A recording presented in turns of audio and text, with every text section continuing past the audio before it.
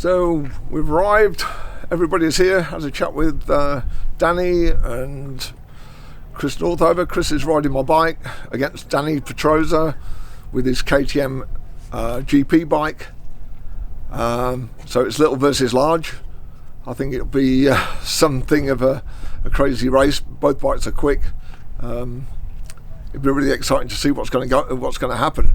I think Dani will win. I mean, you know, he's a feather. You know, there's nothing to the guy. So I think their bike's 155 kilos. Dani's 55 kilos. We're 255 kilos. And I think Chris is somewhere around 70 kilos. So power to weight, they've got way over 200 horsepower. That thing revs to 19,000 revs, for God's sake. 19,000 revs. And he's got all his launch functions for dropping the bike off the start line. It's the proper business. It'd be really interesting to see them go off together and see what happens.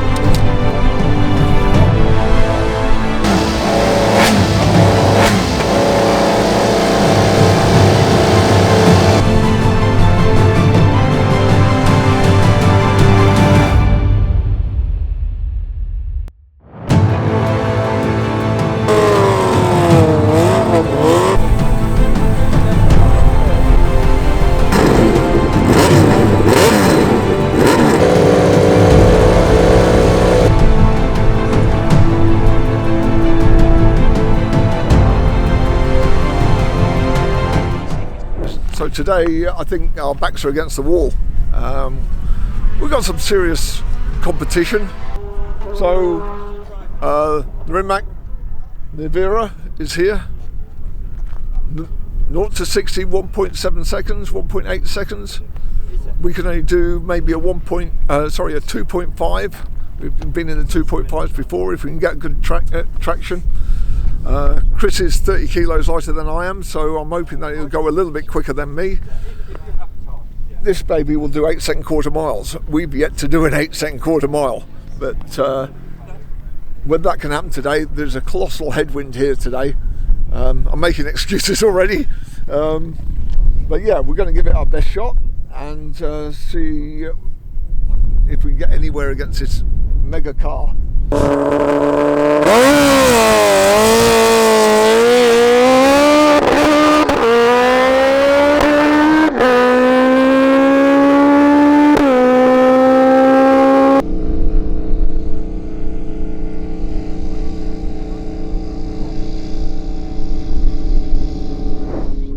Yeah, so we've got the tyre pressure down, everything was anchored down really well, and practice start seemed okay. It feels incredible now. It's amazing the difference lowering that suspension and the little cutout in the seat, those small tweaks really. Yeah. It feels a lot better off the line. You feel part of the bike, you can get stuck in, can't you, straight away. Yeah. Yeah, it wants to go forward, not up. Yeah. You know, if all goes well this morning, then I can offer a bit more power in first and second. Yeah. If you think it can take it, I can put more power in. Just see how we go. Yeah. Because it's probably going to be about a 20-minute exercise to change it. Gotcha. But yeah, there's definitely more to be adding first and second, because I'm only giving you 60% throttle in first, 80% in second. Yeah.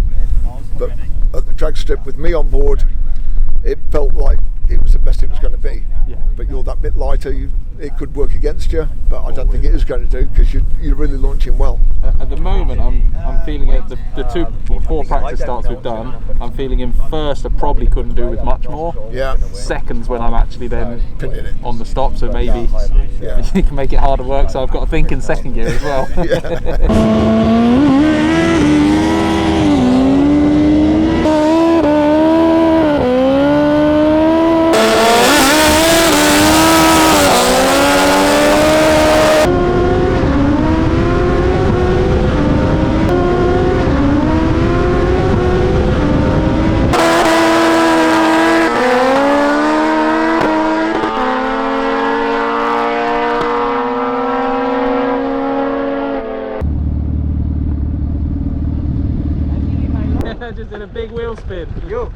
burnout?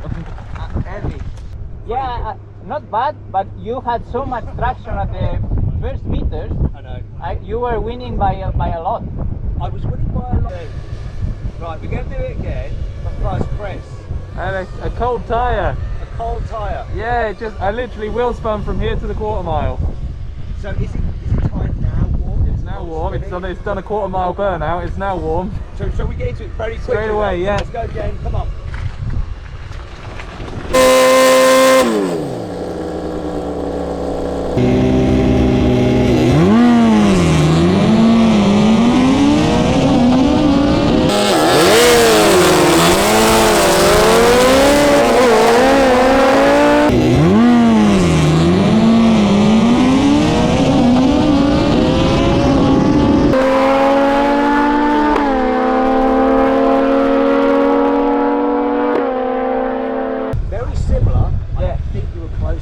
I think I was closer.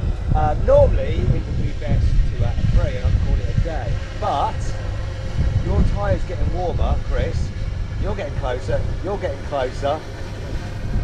I think we should try it one more time. Okay. Do you want it? Done.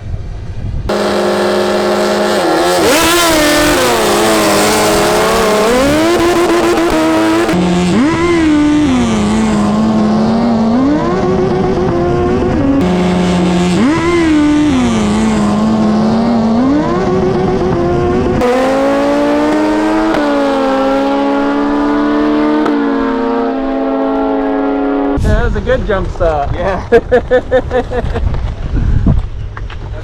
interesting. So, yeah, you won that. You got off the line really well, ahead of me. Might have been quite close to the start, maybe a bit before. Yeah, I think.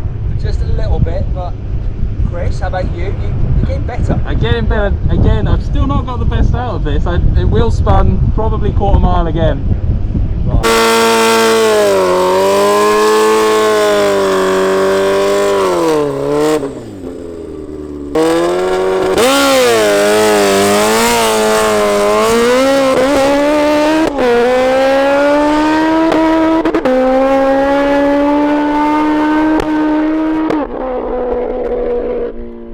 So Chris has been giving it a lot of clutch off the line to get a good launch, and he's been doing a pretty good job of it.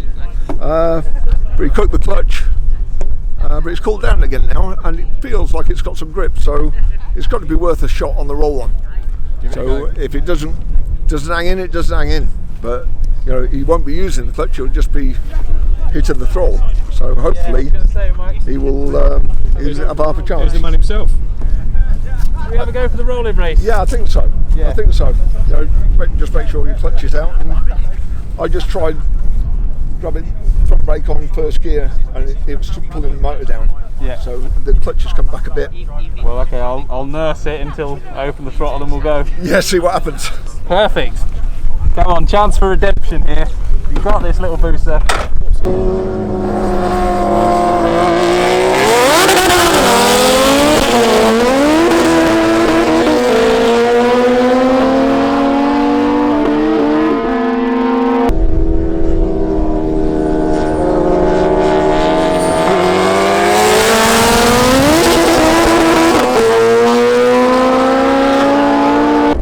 Spin a clutch spin. One then the other. Yeah, you still reckon it's letting go. You still reckon the clutch is letting go. It is, yeah. On the higher gears, the clutch went. When it's loading up. But in yeah. second, as it came on sort of full power, yeah, it was starting to spin again there. Yeah, I heard it. I saw it. I mean, Matt just said, "What speed did it start wheel spinning?" And I was like, "Well, it's about 100 when it started spinning the tyre." Yeah. Like, which is just obscene, isn't it? Yeah, yeah. It goes to show that when normally we come here with a road bike, and the limit is a wheelie, and there's very little we can do to change that. Yeah. Where this thing is now, obviously there's so much horsepower. We've gone from having too much grip and wheelie to having not enough grip, yeah, to having wild weaving because we have the tyre pressure so low. And it says to me that with a sort of day setting it up, we would get there. We would get a lot better. Yeah. I think we'd still struggle to beat that MotoGP bike, but I think we could get closer. Yeah, for sure. Because I think the ultimate point is the MotoGP bike weighs 160 kilos. Yeah, we lost 100 kilos against him straight away, and then another 15, 20 off Dani to you, I should think. Yeah. You know? Can we just take a moment to look at what's going on with that MotoGP bike? Yeah. And look, all I do is that. Yeah, just turn it on and I go. just turn this on and ride it, and that's the difference. That's the difference. And this is 50 grand? Yeah, that's with not just the supercharger. That's all the engine work, the supercharger, the swinging arm, the Carwow wheels, the big brakes, the brake, the Brembos, the Olins, everything. All of it, and all the work that goes into it. That would probably buy you a paddock stand out of the MotoGP camp. Yeah. So we've got a bit more, hopefully a bit more of a go later today, possibly. Yeah. If you think the clutch is up for it, I think we back the front, let the front come up. Give it a little bit, actually dial in the settings. Kept motorcycling on us today, Dani. Well done. In the rolling, where traction was not important, then still I had an edge. Yeah. But when we did the drag race, at the beginning with the wheelie and the traction, the car was amazing. What was it like to drive? Amazing, because when you are sitting, it's kind of more impressive. You feel more the pull back to the seat than when you are driving the motorbike. Yeah, well, you're busy on these. There's always something to do on these. And especially if you are driving still, but if you are like a co-driver, then you even feel it even more. Really? Yeah, because you don't expect that push. That hit. So obviously today was a phenomenal chance to ride this bike, but also to race with Dani. I mean, you saw this from the outside. What did you think of the SuperBusa? Yeah, it was. When I first looked at you doing some practice starts, I kind of, felt like I had competition this time, not compared to the last year. But then I saw you were struggling with the traction and putting the power down. So I said, maybe still I have an edge. Still have the edge, yeah. Yeah, it was incredible. Like even when I got a couple of starts that were kind of okay, and it was mad to be. Half of my brain was going, this thing's incredible, I can't believe how fast I'm going, and then the other half of my brain was going, hang on a minute, it's the kind of MotoGP bike walking away from me. Like, yeah, I mean, was that kind of on the limit for you on how fast you can get that off the line today? Yes, I was trying my best. Of course, always when you have the great temperature on the tires, you can even get better starts, but pretty close. Yeah. Awesome. Well, Dani, it's been an absolute pleasure. Thanks for racing us. Thanks for thrashing me again. No worries. I'll be back next year with more traction. Sure. Thanks very much. Thank you. Well, today you taught us a few things. When you've got a lot of horsepower and not got a lot of traction, it doesn't matter how good your rider is, you still can't get the time. And Chris has really done a grand job on going as quick as he did. He did a 9.34 at 164 mile an hour and a 171 60 foot. He did a few quarter mile burnouts and one or two where he hooked up a little bit. In the end, using a lot of clutch off the line nearly every time, the clutch started to slip towards the fourth and fifth gears. So we've called it a day before we do any engine damage. We don't want to get clutch fibre in through the oil pump and all through the engine components and destroy the engine. So we've stopped riding and we're here to fight another day. We have the electric Rimac, 2000 brake horsepower, 0 to 60 in like 1.7 seconds, fully electric, and there's what's needed to power it on an airfield, a massive generator, and there's the lorry that came on.